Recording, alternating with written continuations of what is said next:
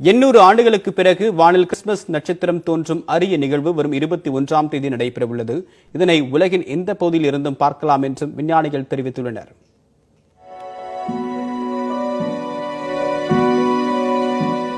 இந்த ஆண்டின் நீண்ட இரவை கொண்ட டிசம்பர் 21ஆம் தேதியை ஒளியூட்ட வானில் 2 கிரகங்கள் இணையவிருக்கின்றன.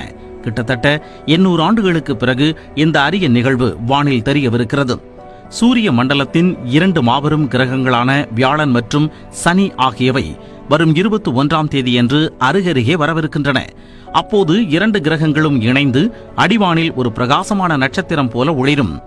வானிலை தெளிவாக இருக்கும் பட்சத்தில் இதனை உலகின் எந்த பகுதியிலிருந்தும் காணலாம் என்கின்றனர் விஞ்ஞானிகள்.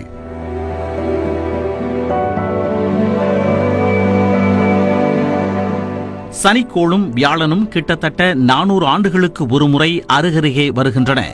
பூமியில் இருந்து பார்க்கும்போது இவை அருகருகே இருப்பது போல தோன்றினாலும் உண்மையில் லட்சக்கணக்கான கிலோமீட்டர்கள் இடைவெளியிலேயே இருக்கின்றன.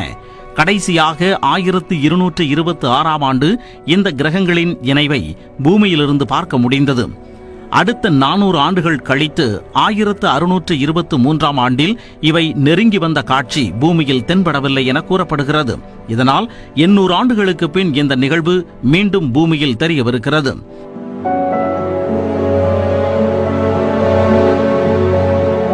இரு கிரகங்கள் இணைந்து நட்சத்திரம் போல ஒளிரும் நிகழ்வு கிறிஸ்துமஸ் நட்சத்திரம் என்றும் அழைக்கப்படுகிறது.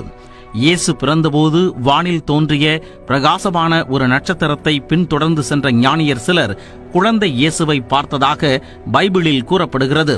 அப்போது தோன்றிய நட்சத்திரம் கிறிஸ்துமஸ் நட்சத்திரம் என்று அழைக்கப்படுகிறது.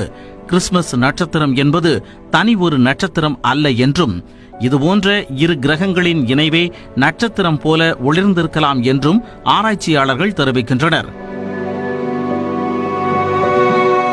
ஆனால் வியாழன் மற்றும் வெள்ளி ஆகிய கிரகங்களே கடந்த 2000 ஆண்டுகளுக்கு முன்பு இணைந்து தோன்றியதாகவும் வியாழன் மற்றும் சனி கிரகங்கள் அப்பொழுது நெருங்கி வரவில்லை என்றும் சில ஆராய்ச்சியாளர்கள் கூறுகின்றனர். எது எப்படியோ வரும் 21ஆம் தேதி வியாழனும் சனி கிரகமும் நெருங்கி வருவது உறுதி என்பதால் அதனை கண்டுகளிக்க வானியல் ஆர்வலர்கள் தயாராகி வருகின்றனர்.